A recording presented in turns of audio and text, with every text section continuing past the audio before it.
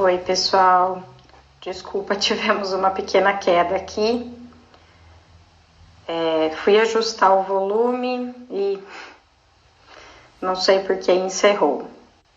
Desculpem, foi um ajuste de volume aqui que perdemos a conexão. Vamos esperar a Marta retornar e eu a chamo novamente.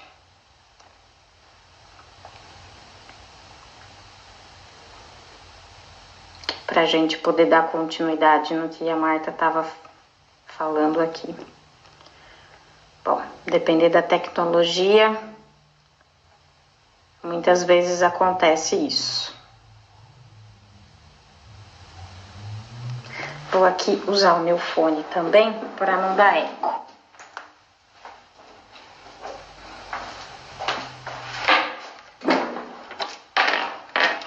Algumas pessoas têm comentado que está acontecendo um eco, então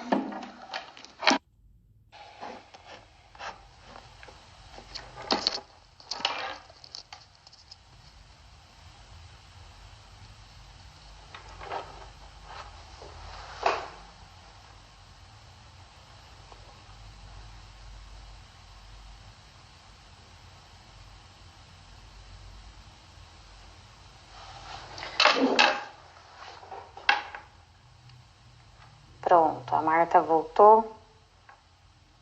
Vou chamá-la de novo.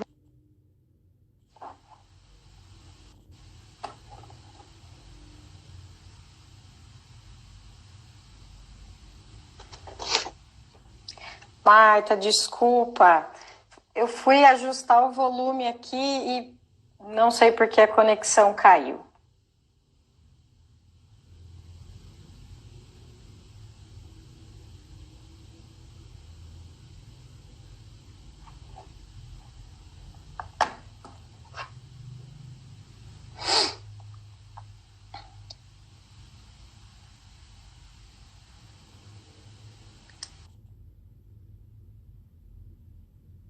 O seu vídeo tá pausado aqui.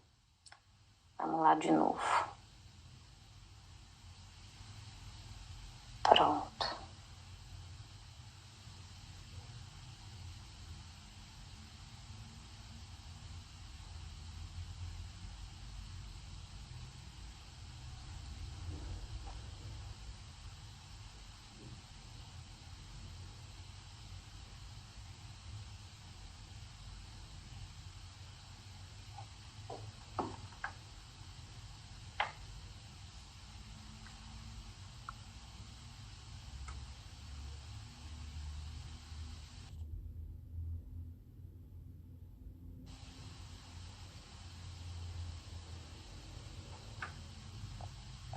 Só aguardando mais um minutinho. Vou chamar a Marta de novo. Acho que a gente tá tendo algum problema de conexão aqui.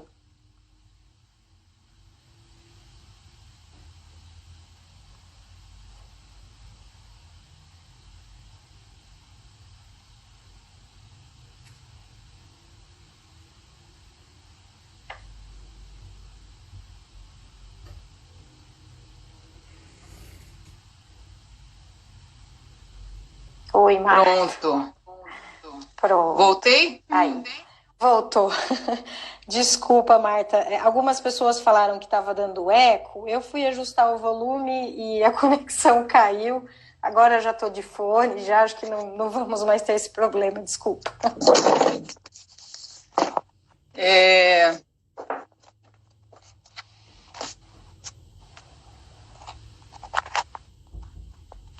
Peço desculpa também porque meu telefone, meu celular começou a dizer que estava sem bateria. Talvez seja isso que começou a cair também. Ah, tá bom. Mas vamos lá. Vamos lá. Vamos lá. Vai se adaptando. Eu vou colocar novamente a imagem que estava, tá? Que quando você estava falando. Tá. Pronto, estava nessa imagem, né? Ainda. Sim, ainda. Mas se você quiser tirar a imagem, pode tirar. Acho que todo mundo já viu, né? E e fica mais leve. Certo. Então, o que eu estava dizendo é que Dalí fica muito obcecado pela imagem do Ângelus de Millet. Acho que agora podia colocar a imagem do Ângelus. Isso. Esse é o quadro do Ângelus de Millet. E ele só pensa nessa imagem. Ele vê isso como um fenômeno delirante, intrusivo, e que provoca o Dalí a estudar muito, durante 3 anos, o que acontece com essa imagem. E ele, então, cria essa teoria da paranoia crítica, e ele vai dizer que a paranoia é um fenômeno essencialmente ativo e de comunicação. A paranoia faz laço, né? E a crítica é essa atividade que permite analisar as imagens paranoicas de uma forma também ativa, dando a elas uma direção e um sentido. Essa atividade paranoico-crítica, para o Dalí, ela se opõe à perspectiva do André Breton, por exemplo, que fazia experiências de escrita automática que são essencialmente experiências de passividade diante do inconsciente. E o Dalí, ele discorda dessa posição do Breton, porque ele diz que o inconsciente não é passivo, né? O inconsciente não é uma força que domina o sujeito, mas que ele se constitui na relação com essas imagens.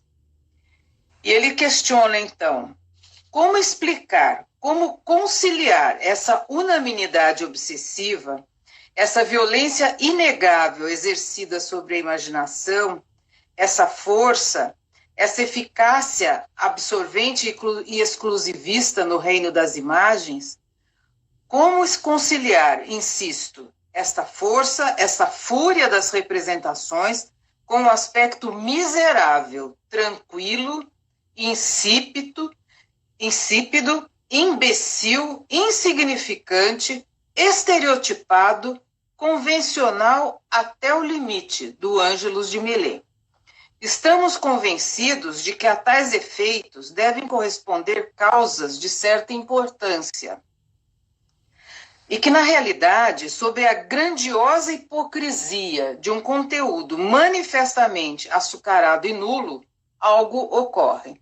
Aqui a gente não pode deixar de pensar assim nos rastros, né, da interpretação dos sonhos de Freud. Algo que Dalí também se pergunta é como pôde passar despercebida a absoluta originalidade da composição deste quadro e da situação dos personagens. Depois de minuciosa pesquisa na história da arte, Dalí revela não ter encontrado nenhum antecedente de uma pintura com tal composição. Um espaço desértico, a hora do crepúsculo e 2 figuras eretas, um homem e uma mulher, imóveis, verticais, sem nenhum gesto que indique um encontro ou movimento em direção ao outro. Dalí assinala ainda que a absoluta falta de coesão intelectual da obra de Millet, no extremo oposto de um Da Vinci, a expõe particularmente a traições automáticas e involuntárias. Como nos sonhos, muitas vezes o elemento do conteúdo manifesto mais banal, apagado ou borrado é o mais carregado de investimento libidinal. Então, o Ângelus foi analisado por Dalí como se fosse o conteúdo manifesto de um sonho, seu sonho, que sob essa aparente banalidade deforma e oculta um conteúdo latente altamente carregado de erotismo. A descoberta de algumas obras tardias de Millet, de conteúdo erótico muito explícito, encontradas e trazidas a público após a sua morte, revela os antecedentes das tendências eróticas latentes no Ângelus e o acerto das intuições dalinianas. Então, Dalí se utiliza do método freudiano da interpretação dos sonhos para associar livremente a partir dos elementos do quadro. Eu escolhi praticamente 2 pontos, porque isso é um livro, né? Primeiro ponto, o que ele chamou de atavismo do crepúsculo, né? Dali se recorda que a hora do crepúsculo sempre representou para ele, desde a infância, tanto um momento poético como um prenúncio de extinção. Ele relata que muitas vezes ele se isolava ao crepúsculo para ouvir os insetos que emitem seus sons mais agradáveis e intensos ao crepúsculo. Esses sons eram um motivo de encantamento e provocavam muitas fantasias, bem como a inspiração para poemas que ele escreveu até a adolescência. Por outro lado, as fantasias com os insetos remetiam à pré-história e à história da extinção de um mundo arcaico. Então, dali vai dizer o seguinte, assim, que os insetos, para ele, são representantes de mundos que não existem mais, são criaturas muito primitivas, arcaicas, e que remetem a essa extinção de um mundo para que outro possa existir. Então, esse arcaísmo, né? O casal, o segundo elemento do sonho. E ele diz o seguinte: destacando-se na contraluz do crepúsculo, as figuras do homem e da mulher permanecem estáticas, um diante do outro. É um momento de espera e imobilidade, que prenuncia a iminente agressão sexual. A mulher, de mãos postas sob o queixo, cabeça baixa, o abdômen à mostra, espera pelo momento de se apoderar do corpo do homem. A figura feminina, a mãe, adota a postura expectante que ele identifica a fêmea do louva-a-Deus nos momentos que precedem o acasalamento. Esses insetos fêmeas devoram o macho após o acasalamento, sugando as suas vísceras. O homem, o filho, está imobilizado, subjugado pela influência erótica da mãe. Permanece plantado no solo arado, hipnotizado pelo que ele chama de exibicionismo espectral da sua mãe, que o aniquila.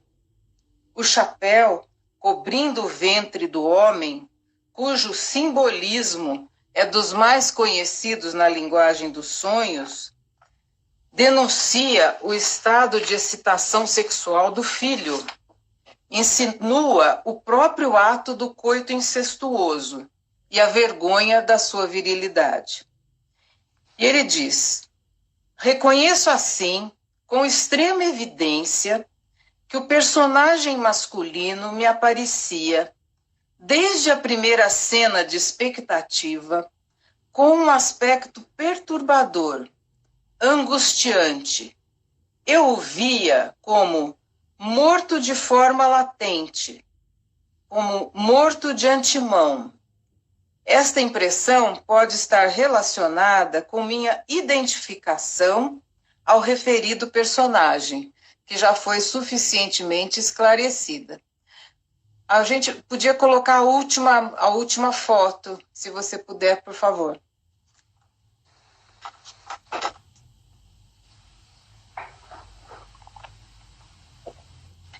E essa é uma das recriações que o Dalí faz do Ângelus de Millet, usando como pano de fundo a paisagem de Cap Creus. Cap Creus é uma praia onde Dalí tinha uma casa, depois que ele se tornou adulto. Ele comprou algumas casinhas de pescadores e foi morar lá durante um tempo. E é um lugar assim muito agreste, muito rochoso, que a gente vai ver em várias das pinturas do Dalí, que também, segundo ele, remetem a esse arcaísmo das rochas que estão lá desde a pré-história, né? Enfim. A gente pode ver aí as figuras estáticas, a mulher, a mãe, na posição da fêmea de louva-a-Deus, e o homem nessa posição, como ele diz, já morto de antemão, né? Reparem que o rosto do homem é um rosto de caveira.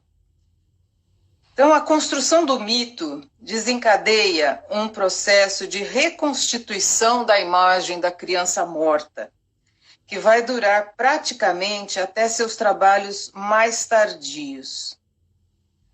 O mito inclui no quadro um terceiro personagem, a imagem oculta da criança morta sob a terra, suposta logicamente pela análise do quadro. E inclui também o próprio Dalí, aquele que olha.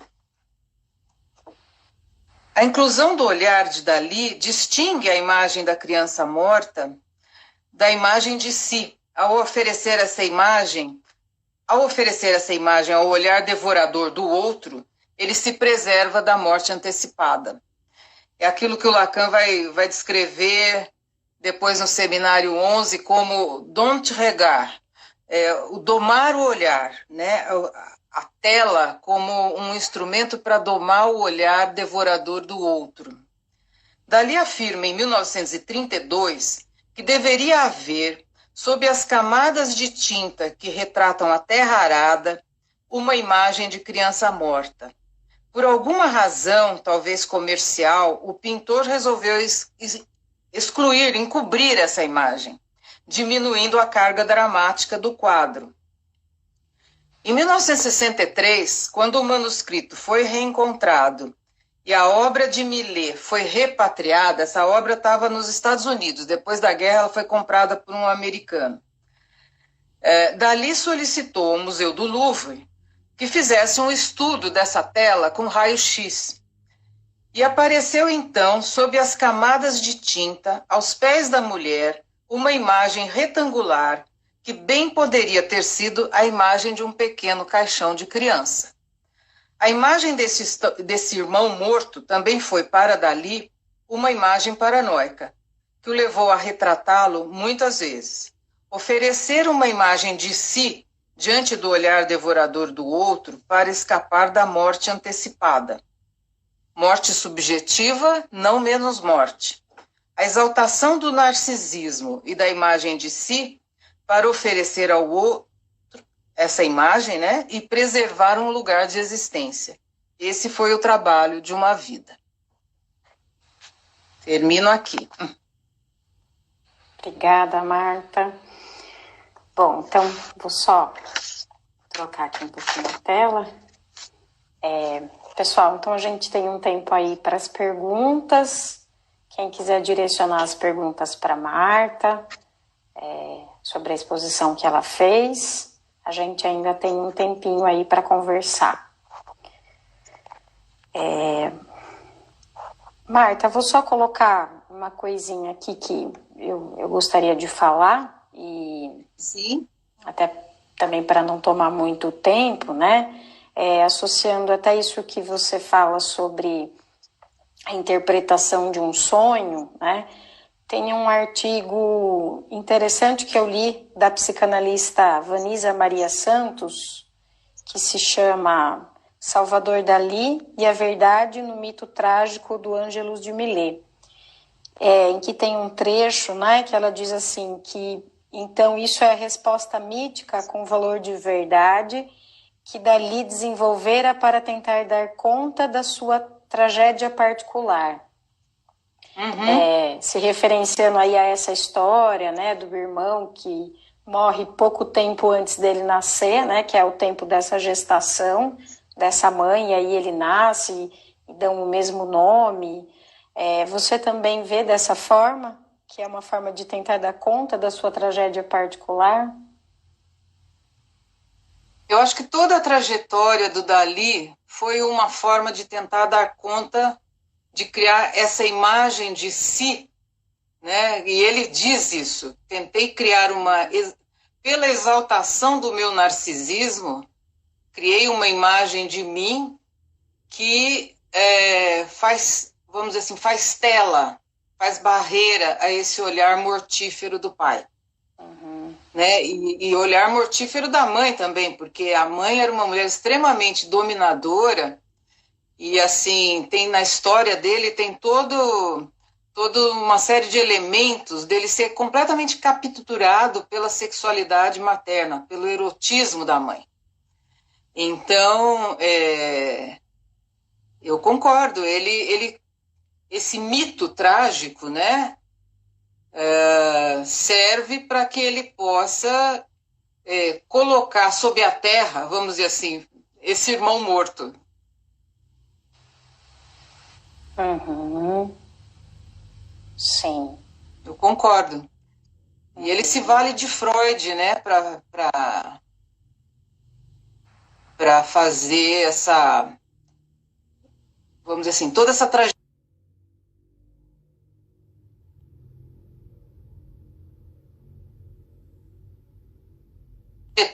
de vida, ele se vale da obra de Freud, da interpretação dos sonhos, né, que ele leu muito bem lida, sim, ele era um grande admirador de Freud,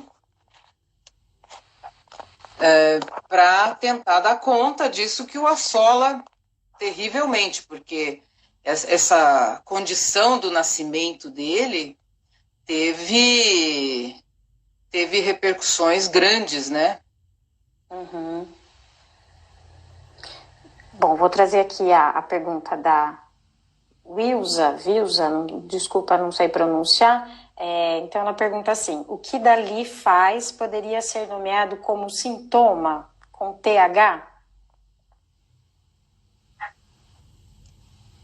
Olha,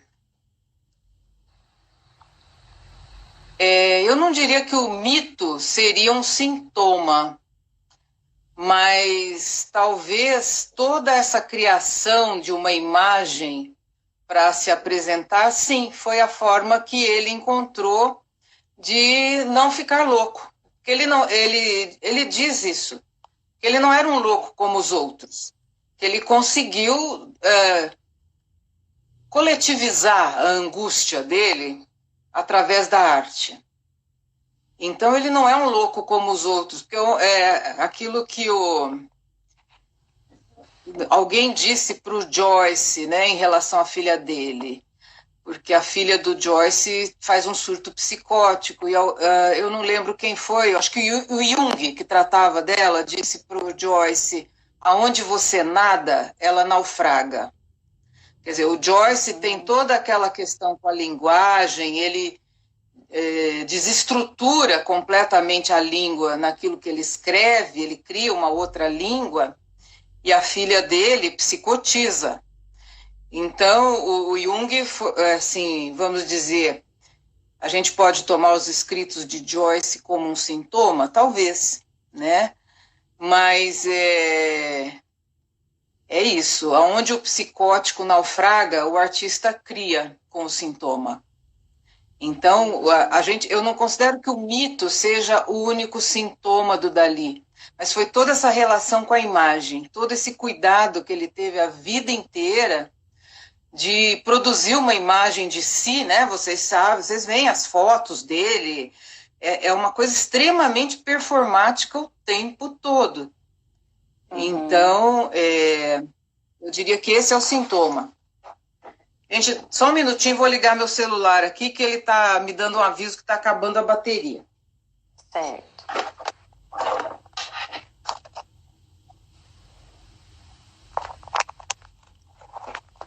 Tem uma pergunta da Joelma, né? Isso. Vou ler aqui para você.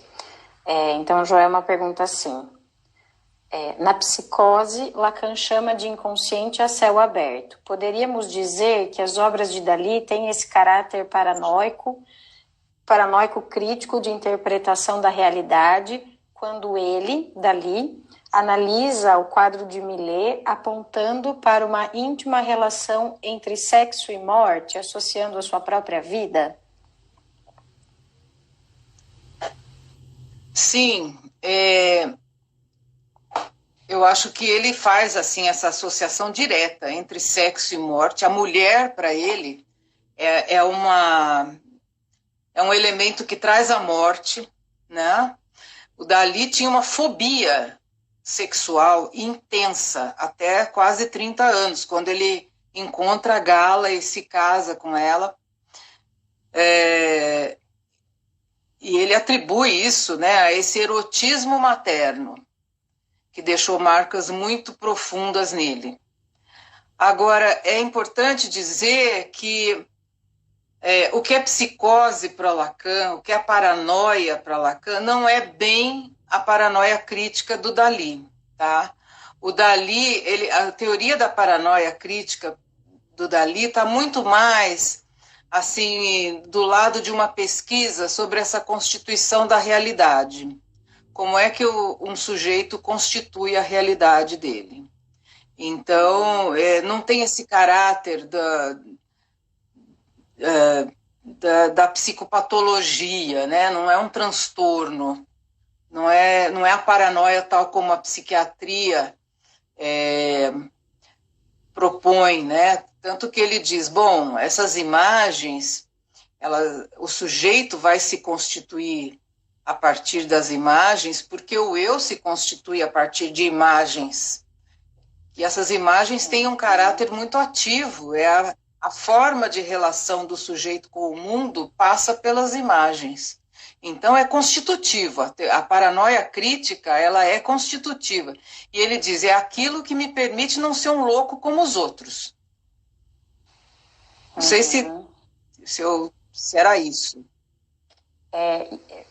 Agora, uma observação minha, uma pergunta minha, Marta. Esse paranoico também pode ter a ver com essa interpretação da obra, porque não tem como você interpretar a obra, né? É o sentido que você dá a ela, né? O que você vê nela. Tem a ver com isso também, essa paranoia de você interpretar a obra do artista, dizendo o que ele poderia estar dizendo nessa obra? Que ele poderia estar tentando representar nessa obra? Não.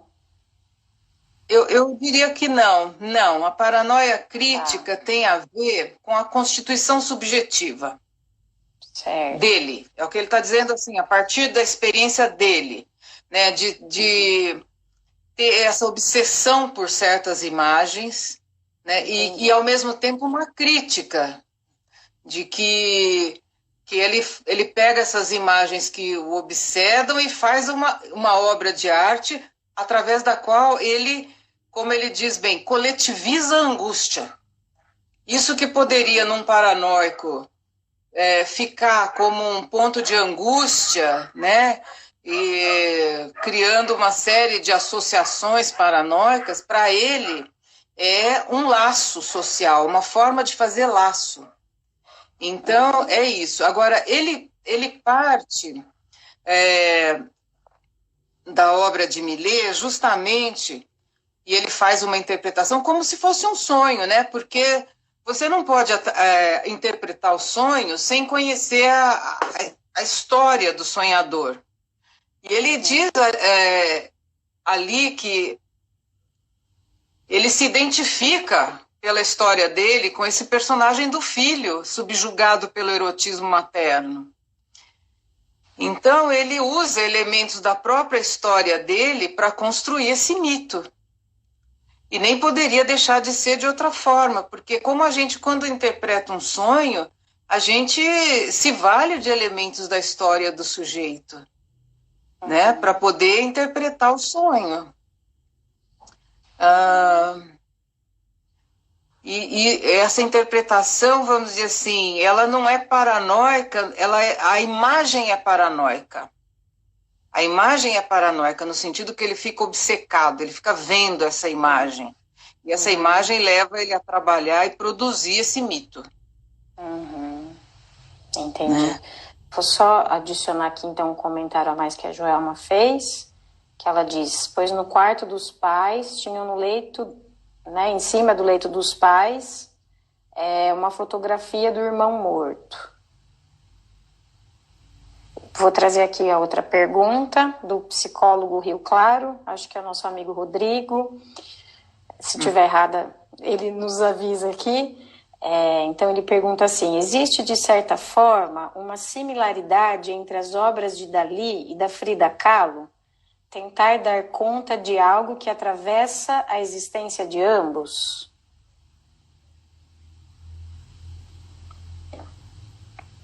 Oi? Eu não ouvi o fim da pergunta. Tá, vou retornar. Então a pergunta é assim: existe de certa forma uma similaridade entre as obras de Dalí e da Frida Kahlo? Como tentar dar conta de algo que atravessa a existência de ambos? Eu acho que nesse sentido, sim, viu, Rodrigo? A Frida Kahlo também sofre um traumatismo imenso, né? Quando ela é adolescente, ela perde uma parte do útero, ela nunca conseguiu ter filhos, e durante a vida dela, ela vai tentar, de certa forma, socializar essa angústia nos quadros dela. Eu acho que sim, nesse sentido a gente pode fazer um paralelo, sim. É que essa condição de ser o segundo filho, depois de um filho morto, quer dizer, de uma criança que nasce em presença de um morto, porque é isso que acontece, ela deixa marcas muito específicas no psiquismo. É como o Dalí diz, é uma morte antecipada. A primeira experiência do sujeito é com a morte, né?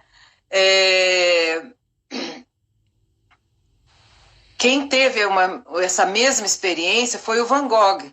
O Vincent Van Gogh teve um primeiro irmão também chamado Vincent, que morreu antes dele nascer, e ele relata que ele ia para a escola e ele passava em frente ao cemitério e via a lápide com o nome dele. Então, essa imagem da morte antecipada, do sujeito encontrar muito precocemente com a morte. Uhum. Bom, aí o Pedro, era o Rodrigo mesmo. O Pedro,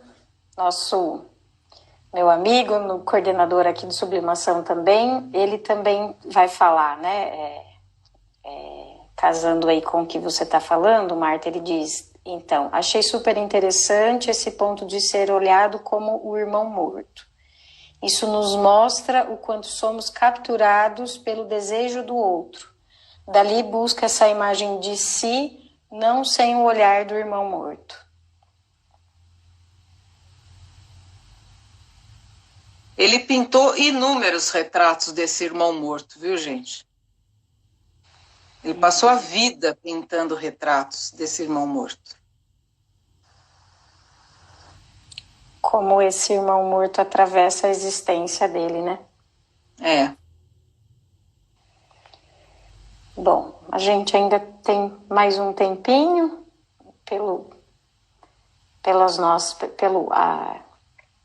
pela conexão que demorou um pouquinho. A gente ainda tem um tempinho mais para as perguntas. Se alguém quiser colocar mais alguma pergunta, acho que ainda dá tempo.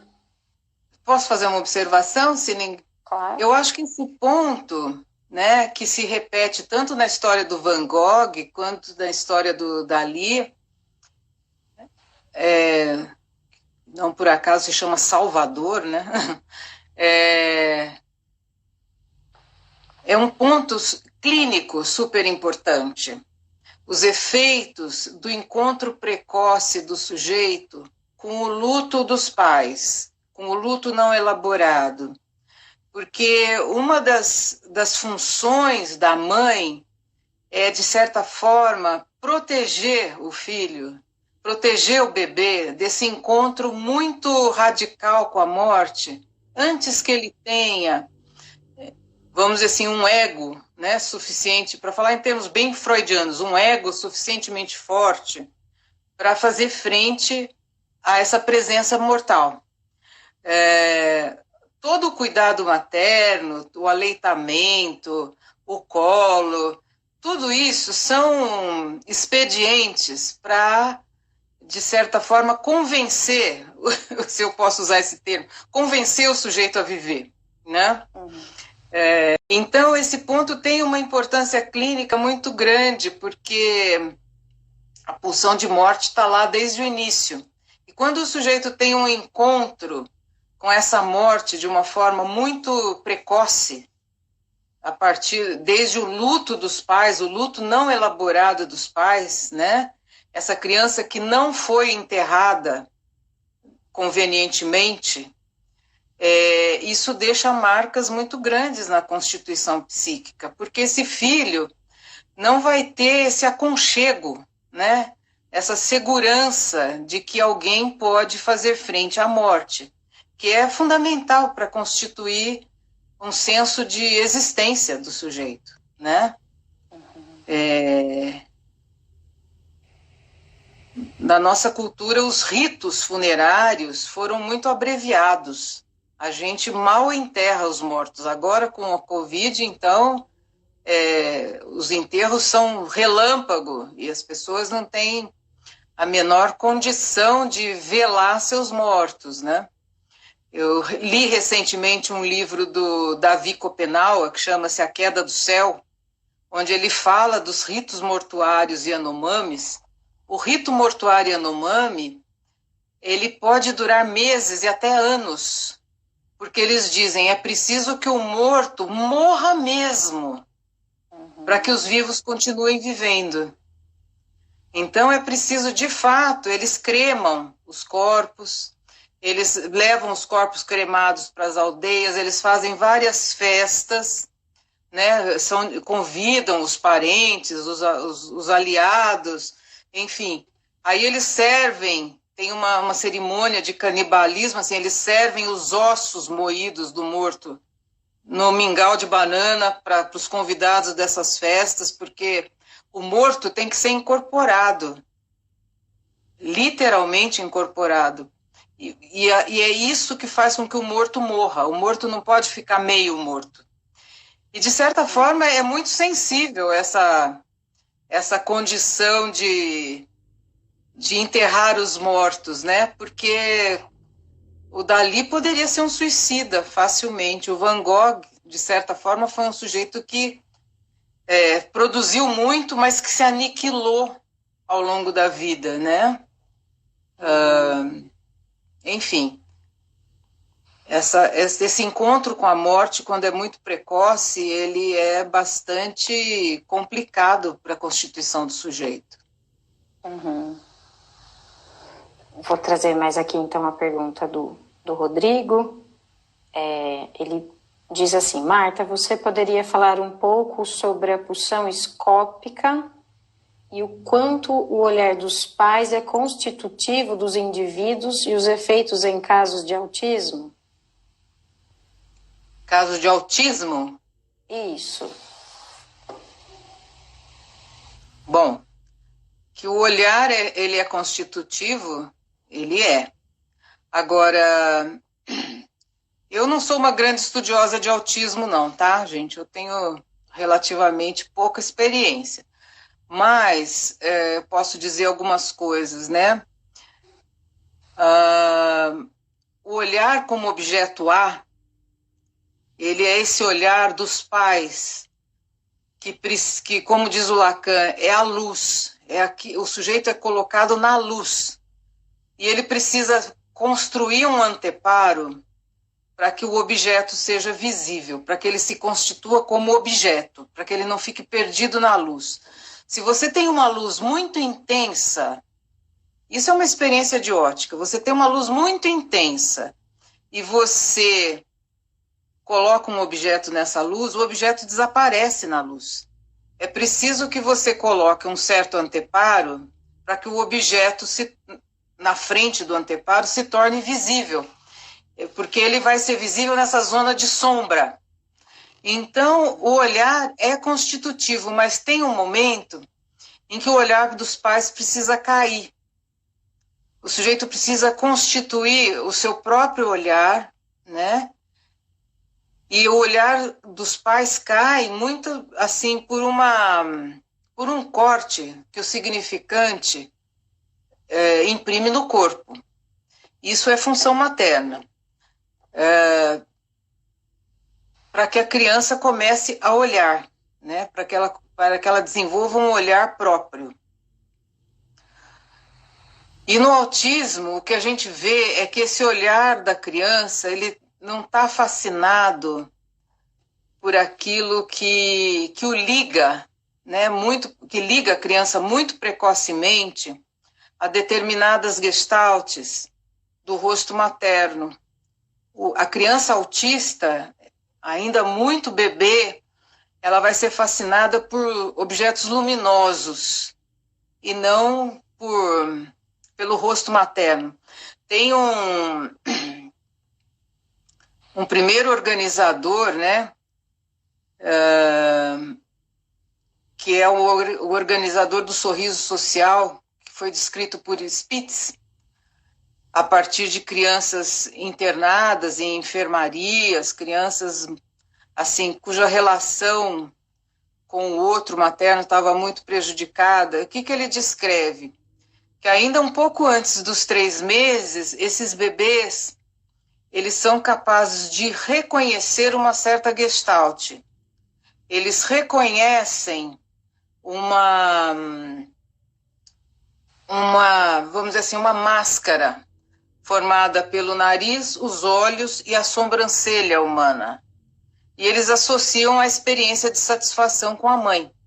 Então, se você apresentar para o bebê de 2 meses e pouco uma máscara e a mãe falar atrás da máscara, ele vai reconhecer aquilo como rosto. Porque essa imagem já é algo que o liga, de certa forma, ao outro, né?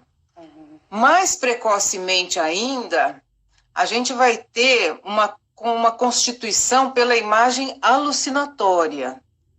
Os bebês, logo que eles nascem, eles têm uma única zona erógena, que o Jean Bergès e Gabriel Balbo chamaram de orolho. O que é isso? Quando um bebê ouve a voz da mãe, ele olha no espaço, no lugar de onde vem aquela voz, e ele fixa o olhar ali. Essa fixação do olhar é porque o bebê cria uma imagem alucinatória no lugar onde ele ouve a voz. Então não há separação entre voz e olhar, muito precocemente. E a gente vai ver isso em alguns delírios, né? Por exemplo, o sujeito que usa alucinógeno, ele vai ver som e imagem junto, que é uma percepção muito esquisita para a gente pensar. Mas essa primeira imagem alucinatória, quando chega a mãe de verdade, né, e fala com o bebê e vai introduzindo essa experiência de satisfação, é essa experiência de satisfação que faz um corte. Então o bebê deixa de alucinar a mãe e passa a reconhecer essa gestalt do rosto materno. Então a imagem, ela tem uma função constitutiva muito precoce. E no autismo isso não acontece. O bebê autista não alucina a imagem. Quer dizer, a gente não pode dizer assim de uma forma tão categórica. Talvez possa até alucinar, mas ele não reconhece o rosto materno. Ele fica muito fascinado, porque o olhar tem essa dimensão da fascinação. A pulsão escópica, ela é, de certa forma, muito particular, porque ela tem uma dimensão do olhar, né, do ser olhado, do fazer-se olhar e da fascinação. A fascinação é quando aquilo que o sujeito vê se torna a realidade para ele. Ele passa a tomar aquilo como a realidade, que é o que acontece nas alucinações visuais, né? O sujeito que está fascinado por uma alucinação ou por uma paixão, né? O sujeito apaixonado, ele está tomado pela imagem, ele está identificado à imagem. E a imagem tem essa função constitutiva assim, do psiquismo. O Lacan retorna bastante isso lá no Seminário 11, quando ele vai falar do olhar como objeto A. Ao longo da obra dele, ele fala em vários lugares, mas lá está bastante desenvolvido isso. Dessa esquise do olho e do olhar. Uhum. Marta, aquela história, né? O pior cego é o que não quer ver. Bom, Diga. o Rodrigo, então, diz aqui, muito interessante, fiquei fascinado pela sua explicação. Desculpa se fugir um pouco do tema, obrigado. E a Flaviana comenta, né? Estava falando sobre velar os mortos, e aí ela comentou naquele momento que a arte egípcia tinha como função contar a história do morto. Também só um comentário meu, né? Quando você estava falando, e aí você falou também nesse tempo do Covid, que a gente não pode nem velar os mortos, eu fiquei pensando um pouco dessa cultura também, de que você não pode estar em luto, né? Quando alguém passa muito tempo em luto por alguém, ela é cobrada de que ela precisa superar e, né, que viver a vida. E quantas pessoas a gente recebe no consultório, né, porque precisam elaborar lutos de pessoas próximas que perderam e que não conseguiram durante a vida, e às vezes mortes já de muito tempo, né? E o quanto essa nossa cultura também de estar bem, de não ficar em luto, traz as pessoas para o consultório em muito sofrimento, né? Sim, sim. Eu até diria que uma das grandes tarefas que a gente vai ter pela frente é lidar com o luto agora.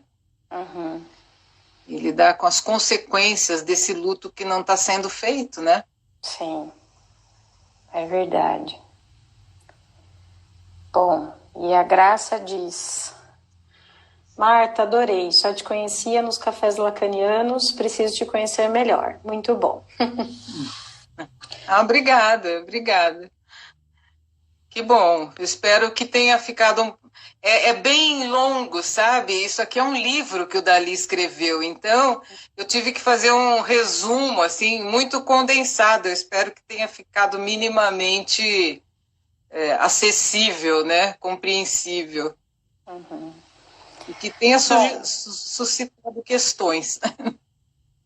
Ah, com certeza. Eu confesso que eu particularmente não conhecia. E aí, quando você trouxe o tema, aí também fui buscar, fui ler algumas coisas, né? Não consegui ler o escrito do Dalí, mas fui ler algumas coisas até para conhecer mais o tema. O Rodrigo, então, só pergunta qual o nome do livro do Dalí.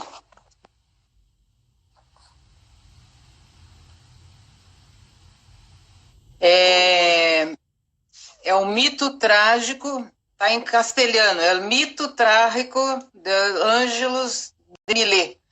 Ele foi, o volume que eu tenho é da editora Fábula Tusquets, que é uma editora de Barcelona, que editou a obra escrita do Dalí, uma parte da obra escrita, né? Aqui no Brasil eu nunca vi esse livro.